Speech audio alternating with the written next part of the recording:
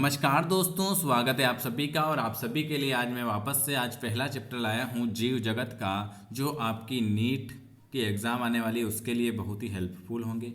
MPPNST, CGBSC जितनी भी nursing exam हैं उनके लिए ये पहला चैप्टर लेकर आया हूँ। अगर आपको वीडियो पसंद आता है तो आपको लाइक करना है, चैनल को सब्सक्राइब करना है, और अगर हमसे जुड़ना चाहते हैं तो इस नंबर पर व्हाट्सअप कर देना है 9753749986 पर आप मैसेज करके हमसे जुड़ सकते हैं। और वीडियो कैसा लगा कमेंट करके जरूर बताइए। व्हाट्सअप नंबर अगर किसी को जुड़ना है तो मैसेज कर सकते हैं।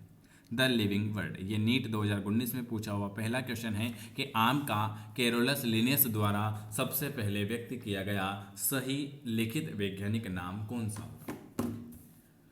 आम का वैज्ञानिक नाम है मैगीफेरा इंडिका। कैरोलस लिनियस द्वारा सबसे पहले ये प्रयोग किया गया था, लेकिन सही कौन सा है इसमें?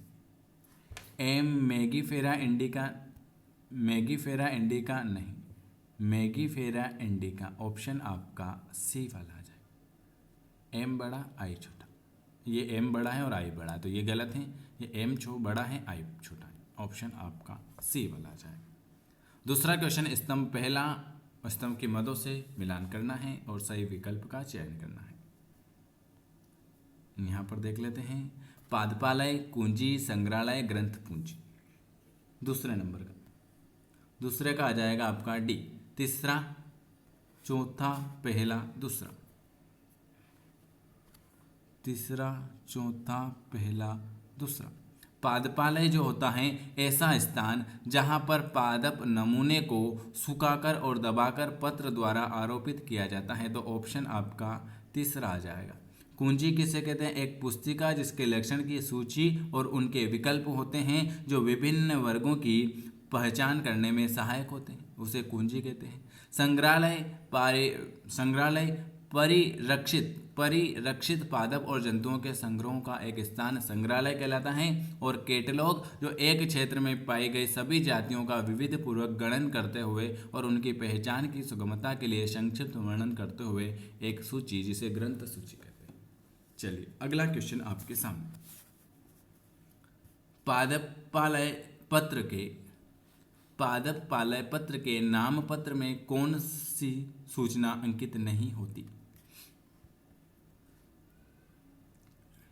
पौधों की ऊंचाई, ये नीट 2016। अगला है, घरेलू मक्खी के वर्गीकरण के लिए कॉलम फर्स्ट और कॉलम सेकंड में मिलान कीजिए तथा नीचे दिए गए कूट का प्रयोग कीजिए। कुल, गण, वर्ग और संघ, तो ये तो आप सभी को पता है। फोर्थ नंबर का,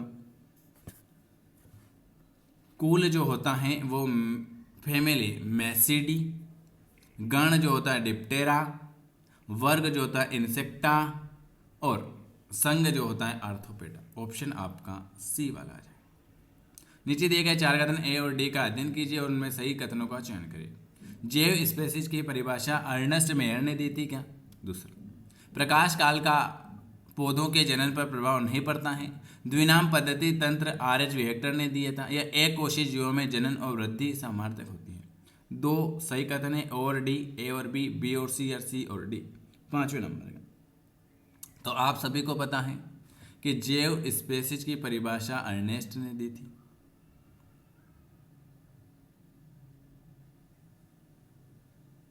एक कोशिश जीवों में जनन और वृद्धि समर्थ होते हैं। ऑप्शन आपका ए और डी। ऑप्शन आपका ए वाला आ जाए। द्विनाम पद्धति RH विहेक्टर ने, द्विनाम पद्धति तंत्र नहीं, ये ऑप्शन ये गलत है। द्विनाम पद्धति किसने दी थी ये आपको बताना। नामकरण कुछ सार्वभौमिक नियम से संचालित है। नामकरण कुछ सार्वभौमिक नियम से संचालित है। कौन सा एक नामकरण के नियमों के विपरीत है? तो नामकरण जैविक नाम को किसी भी भाषा में लिख सकते हैं, ये आपको पूछा, ये बताया था मैंने आपको। अगला क्वेश्चन, कौन सा कथन सही नहीं है?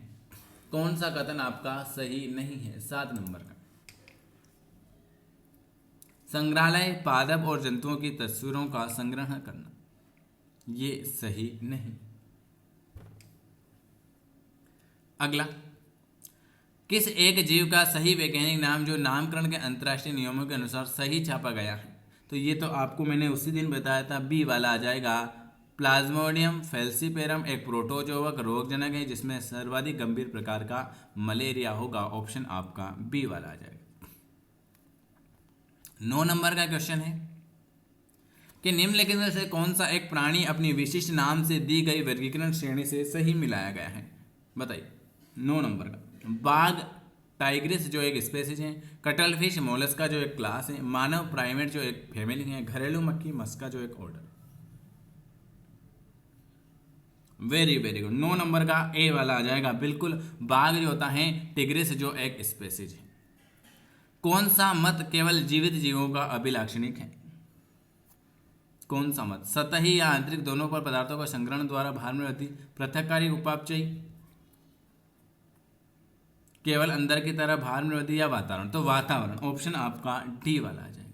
आईसीबीएन का पूरा नाम, वेरी आईएमपी क्वेश्चन, आईसीबीएन का पूरा नाम जो हो जाएगा Indian Indian Indian Indian Indian international international Indian code of botanical nomenclature. IBN का पूरा नाम international code of botanical nomenclature. चलिए अगला क्वेश्चन आपके सामने क्या लिखा हुआ है। अगला क्वेश्चन लिखा हुआ है कि सजीव जीवों का निर्जीव वस्तुओं में निरपाद रूप में उनकी किस क्षमता के आधार पर अलग पहचाना जा सकता है? स्पर्श के लिए संवेदनशील। वनस्पति उद्यानों का एक सर्वाधिक महत्वपूर्ण कार्य क्या है? वनस्पति उद्यानों का एक सर्वाधिक महत्वपूर्ण कार्य जो हो जाएगा उनके मूल स्थानांतर जनन द्रव्य का संरक्षण होता है। स्पेसीज को किस रूप में माना जाता है? स्पेसीज, इस पे वर्गीकरण की वास्तविक आधारभूत इकाई स्पेसीज कहलाएगी। ऑप्शन आपका ए वाला आ जाएगा। जैव वर्गीकरण विज्ञान का उद्देश्य क्या है? जैव वर्गीकरण विज्ञान का उद्देश्य क्या है? जीवों को उनके कोशिका विज्ञान लक्षणों के आधार पर पहचानना। ये आज मैंने आपको 15 क्वेश्चन कराए हैं। अगर आपको वीडियो पसंद आता है तो कमेंट करके जरूर बताएं कि आपका वीडियो कैसा लगा, कितने नंबर आए, और हमसे जुड़ना चाहते हैं तो इस नंबर पर आप मैसेज कर सकते हैं कि सर हमें भी आपकी डेली की क्लास में ऐड होना है। वीडियो देखने के लिए आप सभी का बहुत बहुत धन्यवाद।